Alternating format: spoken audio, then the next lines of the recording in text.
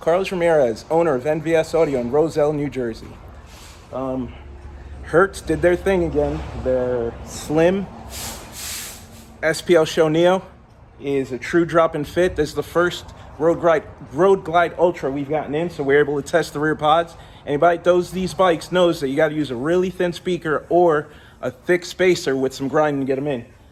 Hertz really did their homework and made it a completely drop and fit. This is the anemic factory speaker. It's nothing to it. It's not. It's a 6-inch flange, but it's like a 4 3/4 inch speaker.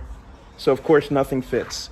Our most popular is the M-Mats, but because of the ferrite magnet not fitting back there unless you use a 1/2-inch spacer, and then you got to grind and lose the rear volume controls for the radio. Bema, don't even think about it. It's even bigger than the M-Mats. But the SPL Show Neo drop and fit, and the Hertz SX165 Neo, which is the coax version, has not been released yet. This is a unit that we got in to test. I'll be testing it later on this week, but it's a drop in fit and the factory grills go on. Check this out. Okay, so the problem with these Ultras is the pod's really thin, and here you have the rear volume controls. So obviously the anemic factory drops right in. So a lot of the aftermarkets don't drop in. This is a shallow M-Mats. We tried that first. Sticks out about 3/4 of an inch, and that's a shallow.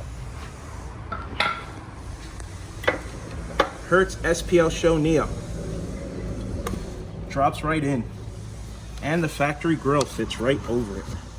So that's a win.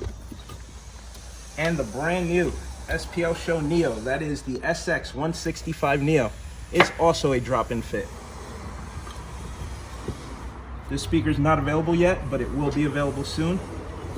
And look at that. Fits in, and the factory grill goes over.